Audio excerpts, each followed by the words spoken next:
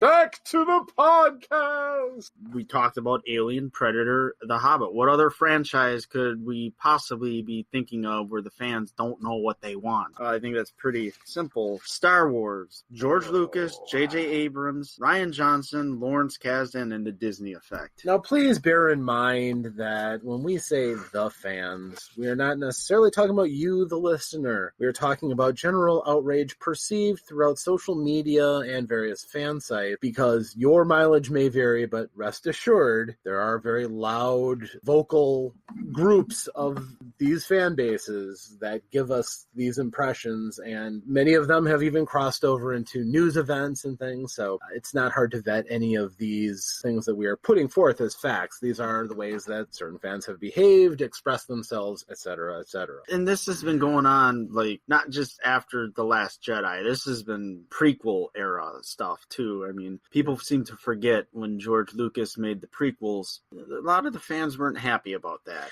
And also, I think it's good to clear the air, too. From the franchise we were talking about before, Dave is a big fan of Alien and Predator. I'm lukewarm, not as much of a fan. Lord of the Rings, obviously, I'm a very large fan. Dave also enjoys the series. Star Wars, we are both big Star Wars. Yeah, that is correct. So we are trying to be as objective as possible, while at the same time acknowledging that we ourselves are fans of these franchises. I want to take us back to a time back in, let's say the fall of 1998. Wow, my gosh, that's 20 years ago. It feels so old. Wow, 20 years ago, the hype for episode 1, not yet titled, was just ramping up. It was Star Wars. It's coming out with new Star Wars movies. You get your cast, you get your who they're playing. Ewan McGregor as Obi-Wan. I don't know who that is. Wow, that'll be exciting. If you were not alive at that time, it is almost impossible to describe the hype wagon that went into the rebirth of the Star Wars franchise. It is, I honestly cannot think of anything that is close. I mean, you think of the Avengers Infinity War, where you had all these movies building up to this massive event. Nothing compared to the Phantom Menace's build-up. The closest might have been The Force Awakens, but the Force Awakens was huge too, but I think the well was a little bit tainted on that, and we'll get into that too. There was a lot of hope, especially when they brought back the old cast. Even that falls flat. If you were there in 1999, you will agree with me. The Force Awakens was maybe a fifth as intense as the build-up to a Phantom Menace. There was a huge build-up to the Phantom Menace. The merchandising, the advertising, the media buzz, and again, this was before rampant social media. It was enormous. Can you imagine what that would have been like if you'd had Facebook, Twitter, and all that blowing up at the same time for this too? Oh, I remember reading episode 1 news and rumor sites and people in the message boards writing their little fantasies down of everything. Now, fan fictions have been around for a long time and everything, but there was so much speculation. Speculation, that's what it is. The speculation train. In fact, people were already quite upset when they kept little Jake Lloyd to be Anakin Skywalker. People wanted Darth Vader right away. I think that was part of the thing there. I don't think so. I think they wanted Anakin when he began being a Jedi. Okay. I don't think they were willing to see Anakin as a little kid, but I do remember the outrage. Oh, dear Lord. The rest of the build-up, you get your first preview. I remember watching that. I recorded it on VHS.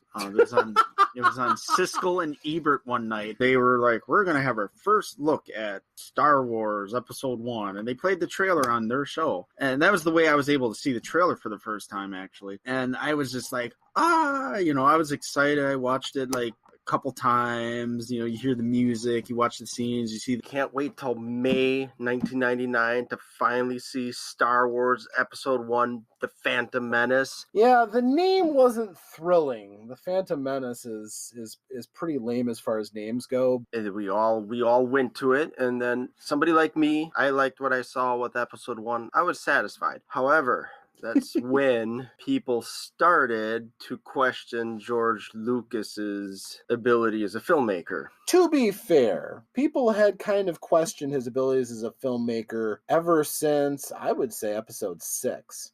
because some people were turned off by the Ewoks or, various elements of episode 6. But then that just gave them a critical input. The floodgates opened up in episode 1 and the rest of the prequels, quite honestly. A couple years later, episode 2, even far worse than what The Phantom Menace did in terms of critical response and fan response. Episode 2, not to whitewash, it or anything like that. The story itself was a little harsh. The direction on it, I think most people would agree, really lacked a lot of storytelling polish in terms of getting good characterization out of your main characters. Hayden Christensen looked lost half the time. The romance story between Anakin and Padme seemed bumbling and forced. And I don't know if I can watch Padme flouncing around in front of Anakin going, "No, this is wrong. We shouldn't." Oh, no.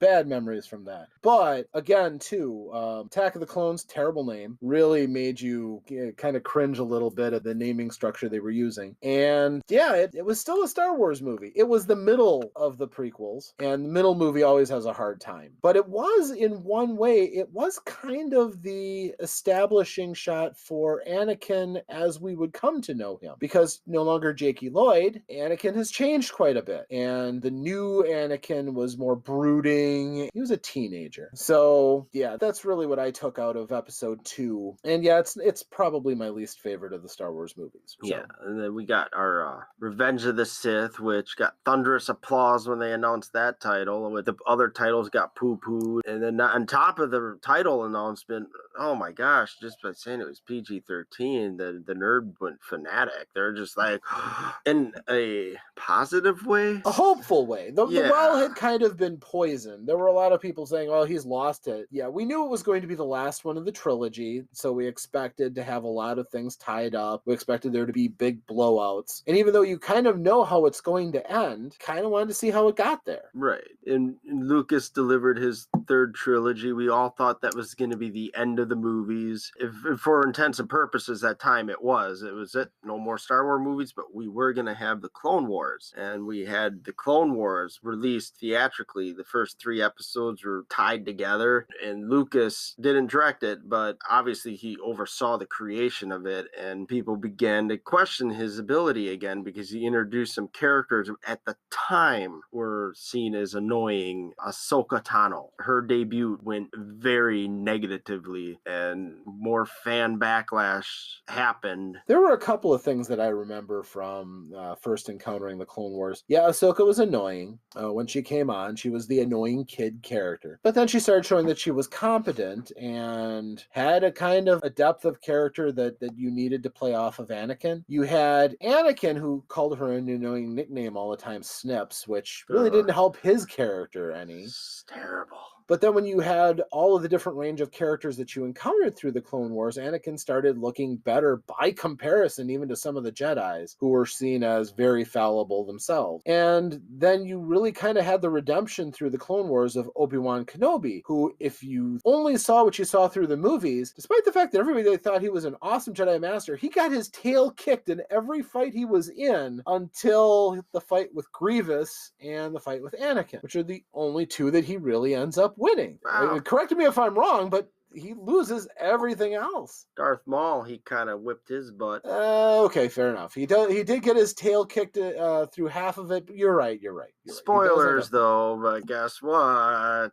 Yeah, that Darth Maul lives via the Clone Wars. Yes. You have Clone Wars was a rocky start. It built itself up. George Lucas releases the Blu-rays, adds more changes. Fans are still getting a little fed up. They are beginning to request that someone else. It's not a request. It's a demand. Demand that someone else. Fans are in full outrage. There's demands that are going on. They want other filmmakers involved. They want George Lucas to stay away from Star Wars, and thus comes the great Disney buyout. You get the announcement obviously Disney's going to own Star Wars. Well, they're not going to not make movies. It'd be silly for them to spend the amount of money that they did to not do anything with it. So of course they're going to make movies, TV shows. And you wanted them to make movies. Realistically, Star Wars was languishing. After the fans had pretty much decided they'd had enough of Lucas, the Clone Wars was still doing all right as a TV show, which was not what people really wanted. At least a lot of people. They wanted to see more of the movies, and they wanted to know what happened after Episode 6. There would have been a lot of excitement if Lucas had said he was going to go forward with it, but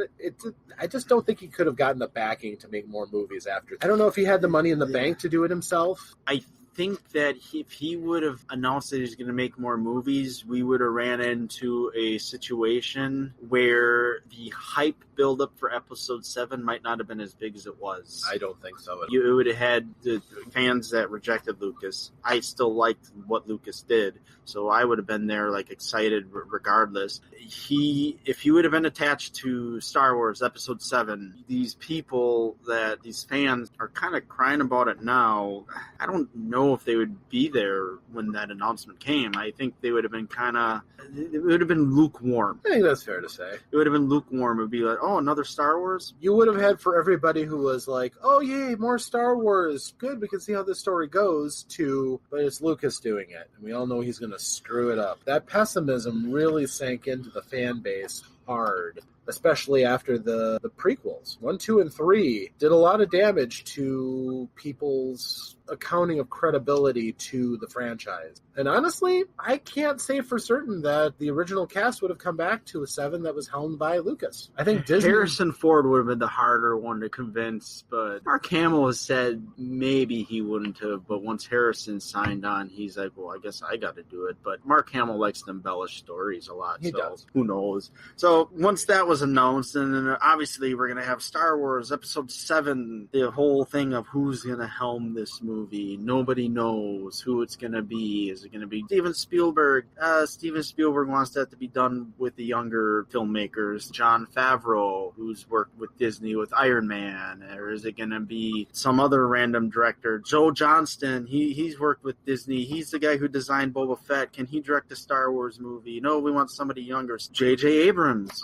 Why not? It worked for Star Trek. Let's see if we can do Star Wars. J.J. Abrams is announced as the Star Wars Episode 7 director, but when he comes on board to rewrite the script that was written, he brings along a Star Wars veteran, Lawrence Kasdan. Well, we all know what happens when you bring somebody back from the original trilogy to helm a prequel in the case for George Lucas. Fans once again get excited. Oh, we got Lawrence Kasdan back. This is going to be great. This is going to be awesome.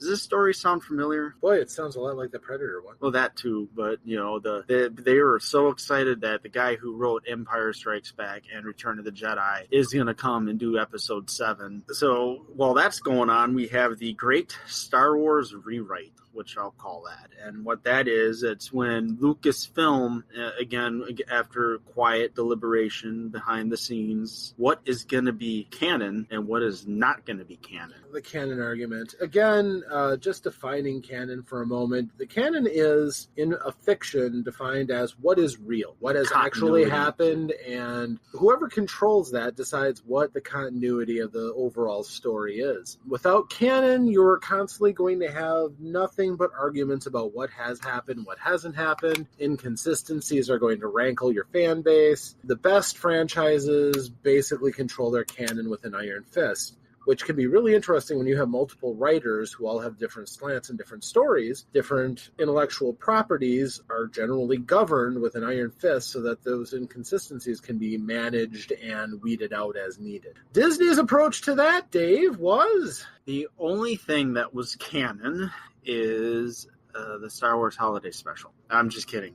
That's not what they did. You have the original trilogy, the prequel trilogy, and the Clone Wars. That was it. Yep. All those books, comic books, video games, all that stuff that was written before Disney is done. It, quote, didn't happen. Although this book burning thing never happened that some of these people, fanboys, claim. Disney did not take away those books from you. They just rebranded them Legends, and you can still read those stories whenever you would like. And also, by saying they're not canon, that does not mean, again, that they didn't happen. If they happen in your personal fiction or your experience, then they can still have happened. It's just that Disney's not going to say, yes, that happened, or yes, it happened in that way. Just to be clear on it. So, because of that situation, you have the fan kind of starting to split again, just like it split before. Now, I was excited because for years and years and years, I kept hearing the prequels don't count. It's just episodes 4, 5, and 6. Yep. And I'm like, but I like the prequels. Oh, you're stupid. Oh, okay, I guess. And that sounds a bit harsh. That is how some of those conversations go. Yep, that's how they went. And I was excited that, yes, prequels count. Take that. They count. What do you say to that? Not in my mind. And then, those people that said not in my mind, they're the ones that would be writing the articles or saying that, oh, I've waited 30 years for a Star Wars movie. Now I'm finally getting one. And I'm like, 30 years? I had a Star Wars movie 10 years ago. What are you talking about? So that was what the canon is. It's episodes 1 through 6 and the Clone Wars. Also, the fans voted with their wallets on a budget of a movie that was almost $250 million to make. The gross for domestic was $936 million plus. Yeah. Worldwide, yeah, it was well over $1 billion. So it was a huge, huge movie. It's, again, hard to really quantify how that movie may have changed modern cinema, honestly, with the revival of the Star Wars franchise. The Force Awakens was huge. In fact, even if you look at the adjusted for inflation numbers, I believe it's at number 11. That's pretty big. Yep. So it sold a lot of tickets. It sold the tickets. It made its money. Made its money back. It's a big contributor for Disney underpaying George Lucas, really. But now we go on to the criticisms of 7, that it was a reboot. It's too similar to Way A New too Hope. Similar to the story of A New Hope, which you can certainly make arguments for. You could, but look at what George Lucas established with episodes 4 through 6, and then what he did in episode 1 through 3. There are certain story elements, story beats that do repeat themselves, and The Force Awakens did establish that, the world of what George Lucas created. Bearing in mind that George Lucas did not create anything out of a vacuum, George Lucas it's been well documented that his stories tell a common fictional cycle of the hero's journey, and that was just basically reiterated in 7. Yes. So you had the movie. You got this. There's this weird thing where some of the fans get really vocal now. They're already not liking this direction Disney's doing, and then you get those ones that really like the books chiming in on stuff now, and you had these people that were claiming they were going to wait outside the theater and spoil the movie for people. Well, joke's on them, because that means they have to watch it. Okay. Sour grapes being what they are.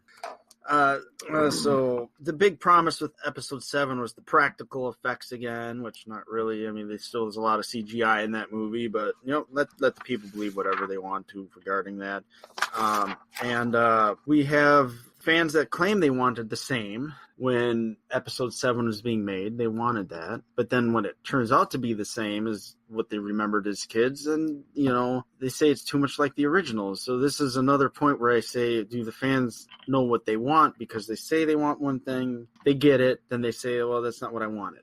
That's not what I want. I want something different. It's too much like the original. There was definitely a counter crowd about 7. There were some people who were extremely happy with it. I was quite happy with it. But there were plenty of people who did not like 7 and did not want other people to like 7. Almost at a personal level, they were offended that other people liked 7. For whatever reason, mostly, again, the major criticism of that it was a repeat of the similar story and the same flow. But you could take whatever you want for criticism. There's plenty of them. They didn't like how a popular character was removed from the storyline, even though it was foreshadowed ahead of time. And he was the MacGuffin. Yes. Some people may not have liked the main villain character, certain elements of his character that, they thought weakened the character. I thought it made for an interesting dynamic character, but it's just a lot like his grandfather. Yeah, this is true. So think it's possible to make a movie that would satisfy everyone. I think that is something I'm hoping the studios will start realizing, especially with some of these hot button franchises like these. You also have to understand that whenever any portion of franchise's fans are not happy, they can be very vocal about it, even if they are a small minority. Yes. But you're still going to hear them. There's no way to stop it. Right. And that's the other part where you'd wish the studios would just ignore them, move forward with what you're doing. Rogue One comes out 1 year later. Now, this is the exciting part for Star Wars fans like you or me. We get a movie a year now. I'm okay with that because we have from like 1983 to 1999 and 2003 to 2010 to make up for the 3-year gap. So just keep pumping those out until we would average out a Star Wars movie for every 3 years. Then we can go back to the 3-year gap. But to be fair, not all of the fans think. I, for one, I'm fine with being freed from the cycle that you're going to use the same cast, so your time commitment is drawn up so it has to take longer between movies. If you have completely different movies with completely different casts, then you can have multiple movies being shot at the same time so that you can do that. However, I do worry that there is a fatigue that builds. And I think Marvel, to a certain extent, got hit with that. With all of the superhero movies, one after the other, the huge movies blowing up, just massive things that they can do. But I think you're in danger of oversaturating the market a little. And I think with Star Wars, they're Disney's new toy. They wanted to make all these movies. But I'm kind of hoping they do slow it down to like one every other year and keep with a consistent timetable. That way you can have more consistency with putting out movies and people aren't going to tire them as quickly. But that's just my point. right. Rogue One is a slight departure from the standard Star Wars film, but it's still tied to the original movie. I mean, it is when you hear prequel, it is Rogue One, and then 2 seconds later, Episode 4, New Hope. Yep. Yeah, that's how that movie flowed. It was quite popular. I mean, it had a different structure, but again, it was still tied to that original. It's a story that's been told in the Expanded Universe Legends banner before, numerous times, different stories too. Sure. And it was a hit. It seemed to be no stopping Star Wars. Not even a Marvel movie was the biggest moneymaker 2 years in a row. Star Wars, when you look at the yearly chart for the biggest moneymakers, Star Wars is the only one that managed to do 2 years in a row, and 3 years in a row when you include the Last Jedi. Now, this is where the fans really get excited. Well, not for a positive reason. Well, I think leading up to it, there was a lot of anticipation because you were bringing Luke Skywalker. Yes. So there was a lot of positive build-up to that movie. Old man Luke Skywalker. Lonely and then Luke. Sadness, too, because this was Carrie Fisher's last performance as Leia. We're talking about Rian Johnson's The Last Jedi, or Ruin Johnson, depending who you talk to. And for the first time in Star Wars history, at least for the saga films, it takes a different approach. Yeah. And, what I was saying, the fans kept asking for something different, but I guess Rian Johnson must have done something too different to the point where the fans rejected it. What was odd about this movie, it was Episode 7 and then Episode 8. It was minutes right after. You saw Luke at the end of 7, and then you see him in the same situation right in the beginning of 8. So, which is something that you haven't seen in any of the Star Wars movies. Correct. Even between 2 and 3, which relatively close chronologically, there was a lot of Clone War that happened in between those two. 3-year gap. Yeah. In between Episodes 4 and 5, there was a 2-year gap. I can't remember the gap between 5 and 6, but there was a 6 months in story-wise. It was a sizable gap of time. In this case, though, continuing on the story, which was completely unheard of so far. Yeah, and there were different approaches that Johnson did, story elements that people questioned. They really didn't like what he did with Luke. I was slightly disappointed what they did with Luke, but I think I accepted it because that could make sense for his character, especially what we were presented with and that story, what he dealt with in the original trilogy. That was how I felt about The Last Jedi. I still liked it. I can't remember where I put it in the ranking of movies, but out of how many we got now, Ewoks included, it might be my 5th favorite. My feeling on this, directorial license. Every director is going to have a different slant. The fact that you are inheriting a cast that you have to use. Mhm. You can't recast that as a director. You're going to still tell your story.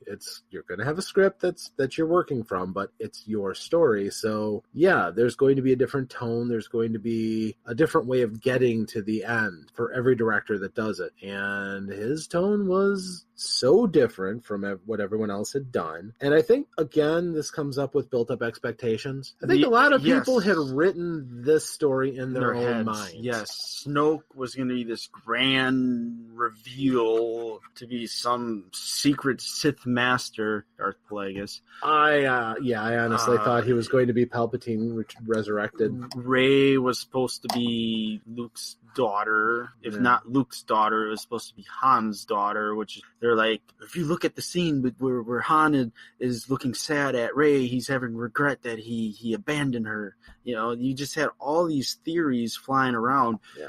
More theories than what I recall with the prequels, but back when the prequels were out, YouTube didn't exist, and some of these guys' shows are dedicated. Well, they need a show, they need a topic. Like we need a topic. Their topic was Star Wars predictions, and they'd have a new prediction every week, and most of them were wrong. Because they wrote out this thing in their head. And spoilers, but what happened to Snoke in the movie was probably one of the best things that could happen to the movie, because you're not expecting it. You were not expecting him to die like he did. You're like, oh, I thought they were building him up. Oh, wait, were they building him up, or were the fans building him up? I think that's what happened with that story arc. You have Luke, who he's the most powerful Jedi ever in terms of being Force sensitive and all that Jedi stuff. It's something that, when we go back all the way to the prequels, fans complained very mildly, but they complained that Yoda should never have used a lightsaber because he's supposed to be the most powerful Jedi ever. You had people upset that Palpatine used a lightsaber because he was supposed to be the most powerful Sith ever. Again, bear in mind, these are people's individual narratives. Correct. But Lucas never said that. The fans who write these things in their own heads, who feel they own the properties because they worship them, essentially, that's what they've written into their heads. They didn't want Yoda to use a lightsaber. They don't want Emperor to use a lightsaber. So Luke comes in this movie and does a really fantastic thing as far as I'm concerned. It was the biggest fight tease I've ever seen ever. And then when you find out, spoilers again, he did this as a Force projection, thus making it probably the most powerful thing we've ever seen a Jedi do. He defeated his foe without the use of a weapon, something that Yoda always kind of taught him about in a way. Mm-hmm. And he became triumphant, and he returned. And the good guys got away. The bad guys didn't get nothing out of this. You have the ending of your story. And for some reason, when Luke decides to disappear, is of whatever, dying. Jedis, everyone seems to forget that when you disappear as a Jedi, you're not dead. Yeah, I think we all understand that. We're not dead. So I don't know why people keep on insisting that he's dead. And technically dead in that he's not running around and doing the breathing thing anymore. But out of the story, no. Not any more than Kenobi was out of the story after episode 4, or Yoda was out of the story after the beginning of episode 6. This upset the fans big time because they felt they got cheated out of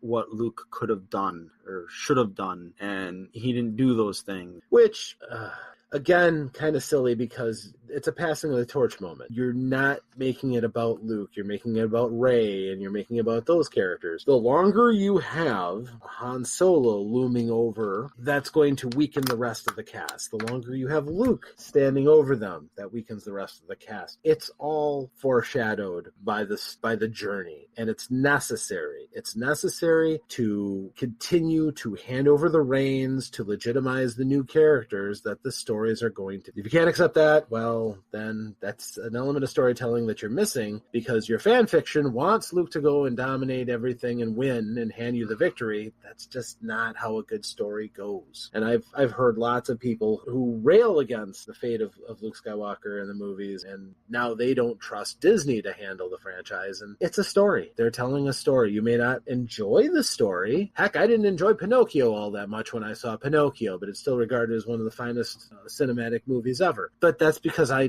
didn't care for the story as much. Because honestly, little wooden jerk, I didn't like him. But if you don't like The Last Jedi, it's fine. Perhaps the next one will redeem it for you, or you may just choose to focus on the other aspects. The many aspects of the franchise that you can enjoy still. They didn't take it away. It's still there. But that, again, goes into fan ownership, and we'll get into that. Yeah, and Solo comes out just 6 months later. That movie had so many negative things going on behind it, behind the scenes. People had problems accepting someone else playing Han Solo. I quietly remind them, well, someone else kind of played Obi-Wan Kenobi, but I guess maybe that's not as iconic of a character back in the old days. I don't know. Already not the biggest movie of the year. No. It's lukewarm reception. People who've watched it like it, and I've seen it. I think it's just good. Yeah, it might be one of those that, okay, we really didn't need it, but it's not terrible that it exists. I'm going to throw in my 2 cents worth into this because as a fan, I feel like I'm entitled to. What I'd like to say is this. When Disney took over the franchise and they put their huge bank account behind it, they determined they were going to give us more Star Wars. They were going to give us more to enjoy. And as that was the case, that also opened up the possibility that not every single thing they were going to release was going to be a huge monolithic epic. They can now fill in some of the gray areas, some of the side stories that have been neglected or just hadn't had any opportunity. That's kind of the role that the fiction of the novels and things gave to us. What are they doing? But they are giving us canon. I want to pull that out again. But they're giving us an expansion of the universe through these lesser stories, not the big epics, but interesting things that help to fill out the universe. And, like all these movies do, that cost, IMDb estimates it at about $300 million, and domestically it grossed over $200 million. So it made its money back through international and everything. And while, again, it didn't get the highest ratings from Metacritic, etc., it was one of those nice little tent poles that helped shore up and prop up the rest of the movie. And you're probably going to see that if these movies do all right, Disney will probably continue to make them. And maybe those next ones will be franchises or areas of the franchise that you, the listener, might enjoy. So if you always wanted that Boba Fett epic, for instance, that's now on the table. If you want to find out why was Mon Mothma so important to the rebellion, that story might come out and it might be pretty darn good. So that's something that Disney, having the reins to the Star Wars universe, kind of gives us, which, again, it's kind of a golden age. The 2 things you just mentioned, Mon Mothma and Boba Fett, those have high potentials to be involved with the 2 TV shows in development right now for the Disney streaming services. Awesome. Potentials is like everything character is potential. walk-bys. It all has to go through focus groups and whatever else. Disney is safe. They will protect the franchise and they will not do anything too rash. And I think that's, again, what you mentioned too. The more movies you have, you can't have the Star Wars is every year or close to every year now. You're not going to have them breaking records every movie.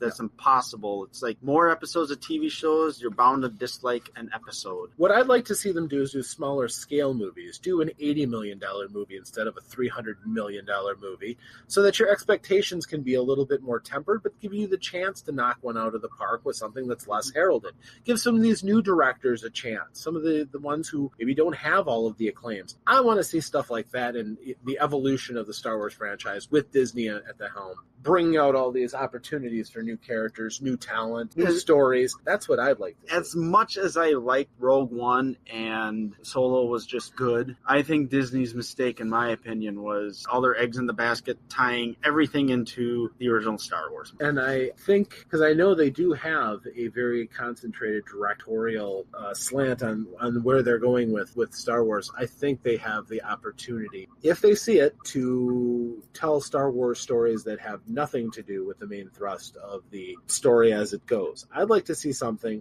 and this is speaking as a gamer, one of the things I loved about the role-playing game was it enabled you to tell your own story in the Star Wars universe without any need to reference any of the stuff from the movies. You could create your own planets, create your own people, create your own branch of the Empire. It's big enough, for goodness sakes, that you don't have to have anybody who needs to have a mention in the movie, and you could tell a fantastic story. Then we had video games like Star Wars Galaxy galaxies. Yes, you were on planets that were fairly recognizable in the fiction, but you had player-created cities where you created your own content for the game, and it was successful until it died. There was a lot of good things that were involved when you let the universe expand and give a spotlight to some of those gray areas that had never been shaded in before, and they still have the opportunity to do that. And Disney has the foresight and pocketbook to see more things like that happen, which should be exciting. Yeah, and again, it's Star Wars back in the prequel era. George Lucas wasn't good enough. They want other filmmakers. They're now not good enough. Now people are wanting George Lucas back. What?